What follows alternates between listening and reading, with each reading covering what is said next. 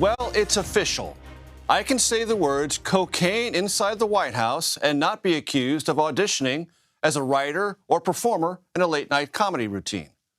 Why? Because testing has confirmed that the powdery substance, it's a phrase from the 80s, I remember, found at the White House on Sunday was in fact cocaine.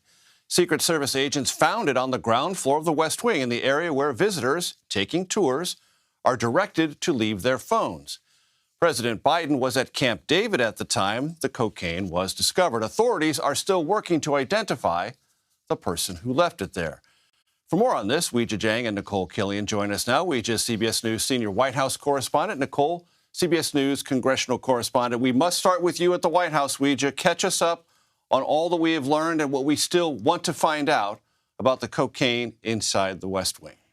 So, Major, the biggest question is who brought it inside the White House. And so far, the investigation has not answered that question. But the White House assures us that the U.S. Secret Service is leading this investigation and will use all of their resources to try to find out who it was, how this unfolded, and, whether they need to update their security protocols in order to prevent this in the future. But to be clear, and, both of you know this, having come here to the White House, when visitors come in, even if it's during a tour, there is a background check before they are permitted. They do have to go through the mags, but unlike TSA, there are not canine units here that are targeting illegal drugs. And so, we did speak to an analyst before who said that perhaps that is one reason why this wasn't immediately detected, because that is not what these teams are looking for. They're looking for biohazardous weapons and,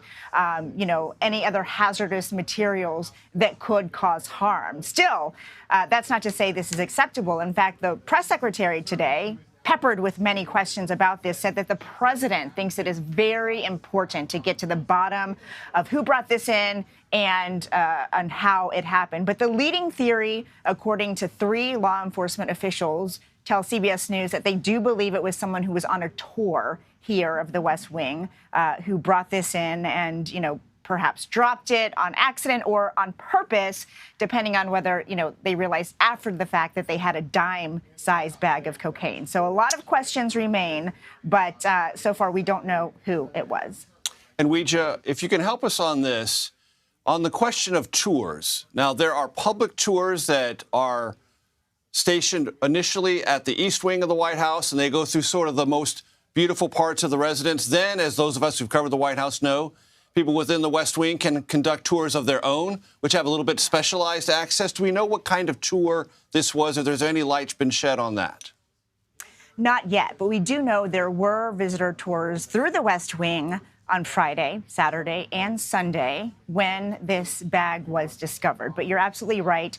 The location of this tells us that it was, in fact, a tour of the working area, that it would have been with a staff member or with a member of the press, someone who works here at the White House, because it was in the entryway of that driveway on the ground level of the White House, where you go in, there's a lobby there, and apparently there are cubbies there where you leave your phones ahead of the tour. And that's where this bag was discovered, nearby somewhere there. So we don't know, again, who was involved, who was here. Remember, this was a holiday weekend, so there may have been more tours than usual. It was a festive atmosphere here at the White House, even though, to be clear, the president and his family were not here. So, I think that the Secret Service is looking at visitor logs. They are also looking at possible surveillance video that might help them. Of course, cameras are not targeted on one area, one person at all times, so it's difficult to tell whether that will come in handy. But they can certainly narrow down exactly who was in this area in the past couple of days and certainly on Sunday when this was found. And my understanding, you brought this up, as did other reporters at today's briefing. Anything you want to share with us about your interactions with the press secretary? Well, I did ask her whether or not this is going to prompt the White House to ask the Secret Service to review their security protocols, because the fact is this shines a light on the fact that someone can bring in an illegal substance to the White House. And Karine Jean-Pierre said it's way too soon to talk about any changes in protocol, that the Secret Service is in the middle of their investigation, so they want to wait for those answers before talking about how to proceed from here. But to be clear, this is illegal, right? So if it turns out that they are able to identify who brought this on campus, there's a very high likelihood that it will be referred over to law enforcement, so the person will likely face criminal charges, Major. No doubt. So, Nikole, you don't have anything that exciting on the political map? I grant you. A little. But nevertheless, catch us up on some interesting developments in New York and California over this long holiday weekend.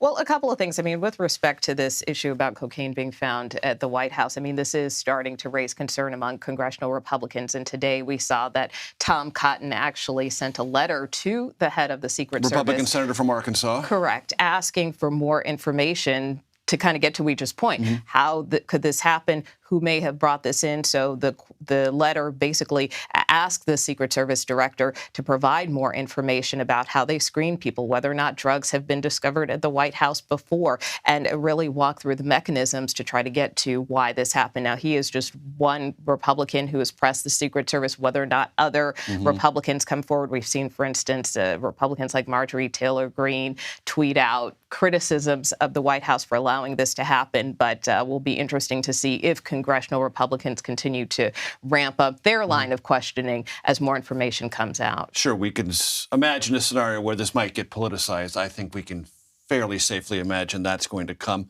What about California and New York? Well, a couple of things. I mean, look, as we look into the 2024 cycle, we obviously are keeping an eye on key races, both House and Senate. And so today we got two big announcements, one from former Congressman Mondaire Jones, who will be running for the 17th Congressional District in New York. You'll remember there was a big brouhaha in New York for how they redrew their lines in that state in the last cycle. And because of that, Mondaire Jones pretty much got squeezed out of his district, had to run in another one and ended up losing. And so now he will be mounting a bid against freshman lawmaker Mike Lawler, who is a Republican. And this is a district that Democrats are trying to flip. Of course, New York is expected to be a pretty key battleground because we saw a number of Republicans flip that state. Republicans are very proud of that fact because they feel that that helped deliver them the majority this past year. However, Democrats want those seats back. And of course, you have Minority Leader Hakeem Jeffries, who is the top African-American leader in the House, who really is playing a key role in trying to help Democrats win back some of those seats. So that's one race to watch. And then, of course, in California, we learned that California Congressman Adam Schiff pulled in a record more than $8.1 million in this last quarter, in the second fundraising quarter. And that's significant because it's really the most we have seen from any major Senate candidate. I think Raphael Warnock, who had a very expensive Senate race, as I very much recall being in Georgia so many times, but he even outpays Raphael Warnock from the second quarter of 2021. So from that standpoint, I mean, this kind of sets Adam Schiff out front in terms of some of the other candidates in the Senate race. Of course, you've got Katie Porter, Barbara Lee, who have both mounted challenges and who are all competing to replace retiring Senator Dianne Feinstein, who is now back on the Hill. With that second quarter total, Adam Schiff now has almost $30 million in his campaign war chest. Formidable indeed. Weijia Jiang and Nikole Killion, we thank you.